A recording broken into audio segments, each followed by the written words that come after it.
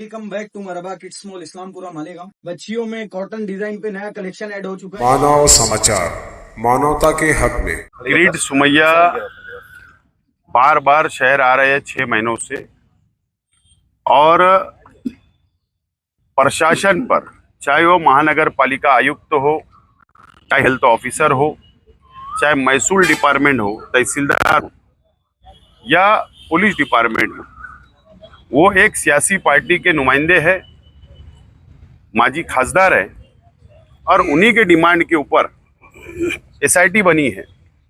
और वो दबाव बनाने के लिए आते हैं और दबाव बनाकर कुछ गलत करवाना चाहते हैं, तो कुछ गलत ना हो इसके लिए किरीट सुमैया यहाँ आकर गए, और उसके बाद हम यहाँ पर आए हैं। कमिश्नर साहब, एसपी साहब से हमने बात की है, और जो हमारी बातचीत हुई है तो प्रशासन ने हमको यकीन दिलाया है कि कुछ भी गलत हम लोग नहीं करेंगे। लेकिन किरीट सुमैया की जो दादागिरी बढ़ रही है, जो गुंडागर्दी बढ़ रही है, अब ये शहर बर्दाश्त नहीं करेगा। शहर का इम्तिहान किरीट सुमैया ना ले, इसके लिए 14 तारीख को बरोज पीर सोमवार को एडिशनल कलेक्टर ऑफिस के बाहर माइनॉरिटी डिफेंस कमेटी का एहतजाजी धरना होगा। जो लोग जेल में हैं उनके परिवार के साथ, जो लोगों को नोटिसें गई है एसआईटी की तरफ से, उन लोगों के परिवार के साथ, और माइनॉरिटी डिफेंस कमेटी एक बड़ा एहतजाज करेगी किरीट सुमैया के खिलाफ। और जो गलत करवाना चाहते हैं और बाकी जो हमारे डिमांड्स होंगे वो उसी वक्त आप लोगों को बताई जाएगी, लेकिन एक बड़ा एहतजाज हमने तय किया है। एसआईटी को बने 6 महीना हो गया, 10 जुलाई को मुकम्मल हो जाने वाला है। इस बीच में हजारों लोगों को नोटिस दी गई, सैकड़ों लोग जेल में हैं, उसमें शहर की औरतें भी जेल में हैं। माइनॉरिटी की लीगल टीम जो है वो कोशिश कर रही है, मगर आप देखेंगे सरकारी वकील जो है, सरकारी वकील हमेशा फैक्ट पे बात करता, जो है उस पे बात करता, मगर सरकारी वकील सियासी बात करते हैं, कोर्ट के अंदर भी और कोर्ट के बाहर भी। और किरीट सुमैया भी मुसलसल सियासी तौर पर प्रेशर कर रहे हैं, सियासी तौर पर मालेगांव शहर को और यहाँ की माइनॉरिटीज़ खास तौर से मुसलमानों को तकलीफ़ देने का काम कर रहे हैं। और हमने ये तय किया कि अब कहीं ना कहीं तहरीक की तरफ जाना चाहिए। 6 महीना हो गया, कोई बांग्लादेशी, कोई रोहिंग्या, कोई पाकिस्तानी नहीं मिला।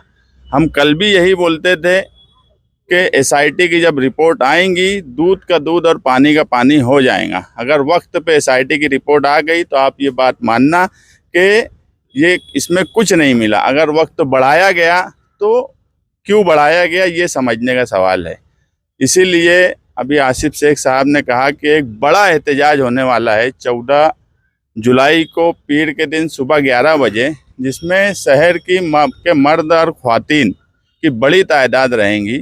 और जो नोटिस जिनको जिनको मिली है वो तमाम ही लोग उस धरने में आए, ताकि ये एक मैसेज दिया जाए कि 6 महीने में भी यहाँ कोई रोहिंग्या नहीं मिला, इनकी ना चार्जशीट में मिला, ना इनकी एसआईटी की रिपोर्ट में मिला। इसलिए ये एहतजाजी धरना बहुत अहम है, और कहीं ना कहीं जो सरकार को जो करना चाहिए वो सियासी तौर पे किया जा रहा है, उसका जवाब होगा।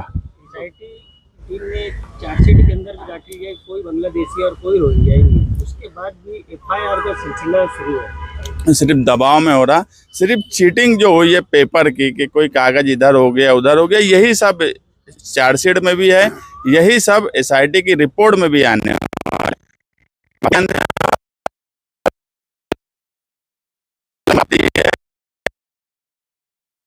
देख रहे हैं कि मुसलसल लोग हैरान परेशान हैं। मैं बोलना नहीं चाहता, मगर यही बात सच है कि जिनकी जिम्मेदारी थी उन्होंने एसआईटी की एक नोटिस के लिए किसी की मदद नहीं की, ये बात सच है। हमने मुसलसल मदद की, उसी का नतीजा है कि जिस तरह का दबाव बनाया गया था, आप मान लो कि कई 100 लोग जेल में होते, वो माइनॉरिटी डिफेंस कमेटी की ही मुसलसल 6 महीने से कोशिश है एसआईटी के बाद जो हम देखते हैं कि पेपर सही है नहीं है, तो ये हमारी ही कोशिश है कि आज वो माहौल नहीं बना, लेकिन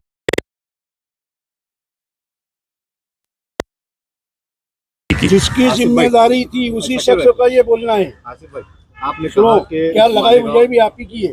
फालतू बात है और फालतू बात का जवाब भी नहीं देने का। मालेगांव महानगर पालिका किसी दबाव में ना है, लेकिन जब भी पेड़ सुमिया आते हैं महानगर पालिका दबाव में आ जाती है और किला पुलिस स्टेशन की FIR दबाव का ही नतीजा है। एक बात समझ लो, जो किला पुलिस स्टेशन की FIR हुई है वो तहसीलदार ऑफिस बोलता है कि जो दाखिले यहाँ से गए, जवाब गया, वो हमारी दस्तखत नहीं है। कमिश्नर कॉरपोरेशन ये बोलती है कि ये तहसीलदार से आया हुआ जवाब है। तो हम जो धरना दे रहे हैं, मैंने फिर कहा कि धरने के अंदर जो हमारा मेमोरेंडम बनेगा, हमारी डिमांड यही होगी कि वो सिग्नेचर की फॉरेंसिक जांच करवा ले। दूध का दूध और पानी का पानी हो जाएगा। तो ये एक दूसरे के ऊपर ये ढकेल रहे हैं, तो हम भी यही डिमांड करने वाले हैं और कानूनी रास्ता में तो हमारे पास है।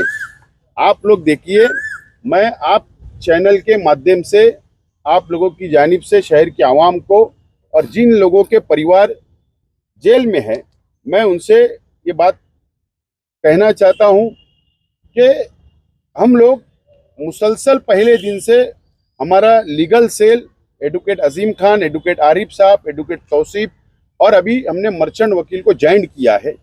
हम लोग लड़ रहे हैं, लेकिन बीच में वेकेशन आया, जज लोगों की ट्रांसफ़र हो गई।